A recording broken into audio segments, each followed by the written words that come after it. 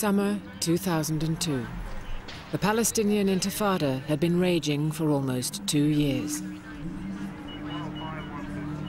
600 Israelis had been killed in suicide bombings and shootings, and Israeli forces had killed 1,500 Palestinians.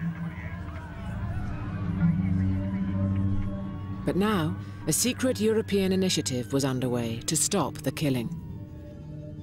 A British intelligence agent was sent to the occupied territories to meet the Tanzim, militants loyal to Yasser Arafat. He made his pitch.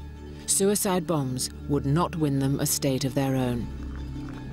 I said to them they had to think what were the appropriate tools, because it was quite clear that many of the actions that we'd seen during the Intifada, the bus bombings, the attacks on children, eating pizzas in restaurants in the cities, had totally alienated not only the Americans, but all of the European public opinion.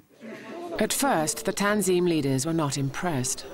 مرفوض أنا فيش عنده هدنة ولا عندي هدنة في اغتيالات فيش عنده هدنة في معتقل بالسجن لا روح للمعتقلين عدم الاجتياحات خذ شو بدك مني. They would argue we've tried to look for other means, non-violent means, and they have failed before. And what do you expect? You want us to surrender? يعني لما تفوت دبابة على جنين تضرب لها تحية؟ مش راح أضرب لها تحية، راح أهاجمها. I said no one could accept, that twin girls of 8 who'd been shot recently in a settlement were responsible for the plight in which the Palestinians were now in, and that they needed to reflect carefully on what were the right tools to move ahead. The Tanzim, Arafat supporters, agreed to stop suicide attacks. Now the British agent told them they must also persuade the other factions in the Palestinian resistance. I said to them, look, the American public, they don't know the difference. Who is Al-Aqsa? Who are the Tanzim? Who's Hamas? These are, from their perspective, just people that are killing Israeli civilians. Hamas did not only launch suicide attacks, they also had a powerful political wing which challenged the authority of Arafat himself. The founder and spiritual leader of Hamas, a 65-year-old quadriplegic, was approached by one of Arafat's officials. Sheikh Yassin lived in a very humble home. He was crippled and he was sitting in his moving chair, and the rest of the leadership of Hamas was sitting around him. لا يوجد في العالم من يستطيع أن يضغط على حماس لتغير استراتيجيتها وهدفها لا السلطة ولا غير السلطة. My point was, we've got to give it a chance. We've got to start with a ceasefire and commit ourselves to it in order to draw the world to support a ceasefire by the Israelis.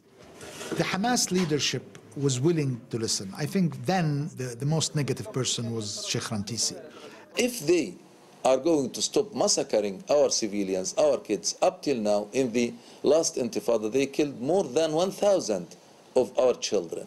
If they are going to stop that, then I think we are ready to stop martyrdom bombers. But the Hamas leaders lived in daily fear of assassination. The Palestinian minister had an offer they would find hard to refuse. I really had to tell them directly, I also come with a guarantee from the Saudi government, from Prince Saud and from Prince Abdullah. If you accept a ceasefire, the Saudis produce their guarantees that they'll do their best. One, to protect you from any targeted assassinations, and two, that the Saudi government, if you hold on to that ceasefire, will do its best with the Americans, particularly the Americans, to lead Israel into a simultaneous ceasefire. But you've got to start. قلنا نحن نوافق إذا كانت كجزء مرحلي على أساس هدنة. He had his warnings that the Israelis might not respond. He had his qualifications, but he accepted. So I went back to my house very serene, happy and satisfied that something was achieved. The British intelligence officer was given the news that Hamas were preparing to join the other groups in a ceasefire declaration. I had ensured that the authorities in Israel were aware that I believed we were close to a final agreement on a ceasefire. That same day, Israeli intelligence were tracking the military leader of Hamas, Salah Shahada. Israel held him responsible for more than 100 deaths. 3 פעמים, פעמיים או 3 ביטלתי את החיסול של שחאדה. האיש עשה לנו צרות צרורות. אבל את שחאדה היה צריך לחסל.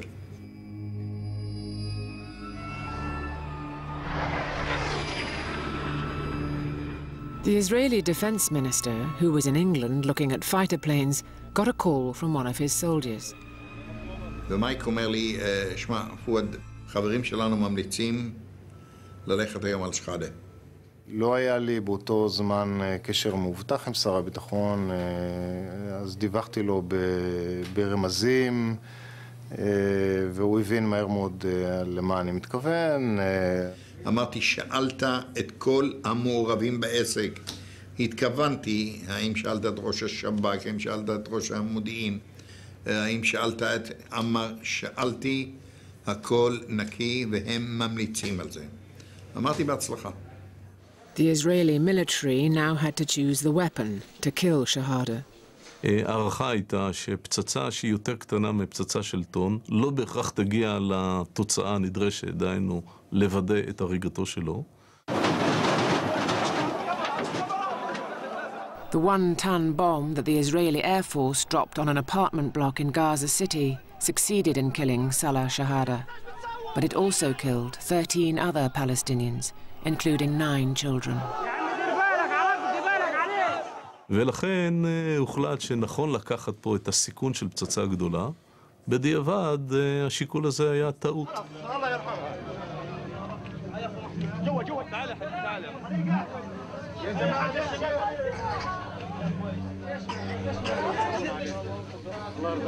After killing of kids, children, women, innocents of Palestinians using American F-16, I think retaliation is coming.